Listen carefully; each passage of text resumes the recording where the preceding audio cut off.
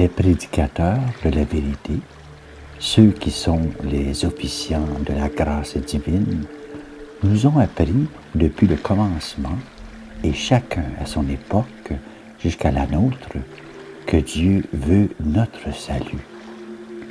Et ils nous disent que Dieu n'aime, ne désire rien davantage que de voir les hommes se tourner vers lui par une véritable conversion. Et le Verbe divin de Dieu, le Père, a voulu montrer qu'un tel désir était beaucoup plus divin que tout autre. Bien plus, il est lui-même le premier et incomparable témoignage de la bonté infinie. Par un abaissement en notre faveur qui défie toute expression, il a daigné partager notre vie par l'incarnation. Par ses actes, ses souffrances, ses paroles, adaptées à notre condition, il nous a réconciliés avec Dieu le Père, alors que nous étions des ennemis en guerre avec lui, et alors que nous étions exilés de la vie bienheureuse, et nous y a ramenés.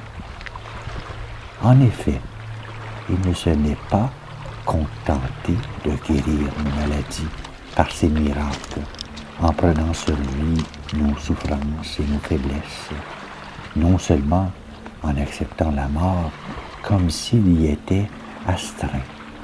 Lui qui est sans péché, il a payé notre dette et nous a libérés de nos fautes nombreuses et redoutables.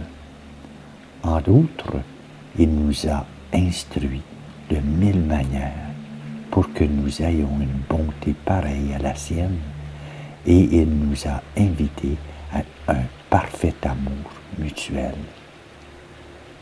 C'est pourquoi il s'écriait: « Je ne suis pas venu appeler les justes, mais les pécheurs, pour qu'ils se convertissent. » Et aussi, ce ne sont pas les bien portants qui ont besoin du médecin, mais les malades.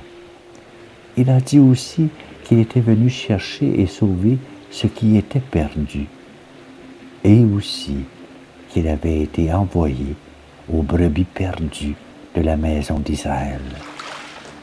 Il a encore suggéré, par la parabole de la drachme perdue, qu'il était venu récupérer l'effigie royale souillée par l'ordure des vices. Et il dit encore: « Vraiment, je vous le dis, on se réjouira dans le ciel pour un seul pécheur qui se convertit. » C'est pourquoi l'homme qui était tombé sur les bandits, qui avait été dépouillé de tous ses vêtements et qui avait été abandonné à demi-mort, du fait de ses blessures, il a renforcé avec du vin, de l'huile. Il lui a fait des passements. Après l'avoir mis sur sa monture, il a confié à une auberge et, après avoir pourvu à ses besoins, il lui promit de régler à son retour les dépenses supplémentaires.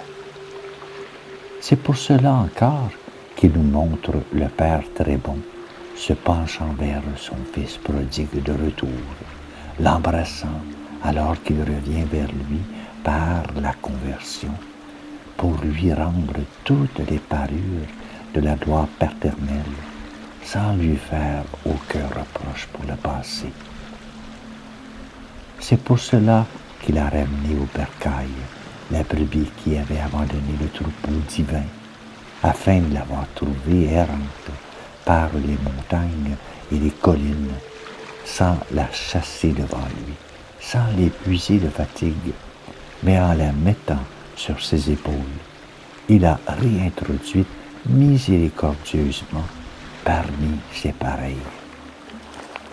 C'est pourquoi il a crié: « Venez à moi, vous tous qui peinez sous le fardeau, donc le cœur est accablé, et moi, je vous procurerai le repos. Prenez sur vous mon joug, Ce qu'il appelle joug, ce sont les commandements. C'est une vie conforme à l'Évangile. Il appelle fardeau ce qui semble pesant dans la pénitence. Oui, dit-il, mon joug est facile à porter et mon fardeau léger. En outre, en montrant la justice et la bonté divine, il prescrit « Soyez saints, soyez patients, soyez miséricordieux comme votre Père des cieux, et aussi pardonnez, et vous serez pardonnés. Et enfin, tout ce que vous voulez que les autres fassent pour vous, faites-le aussi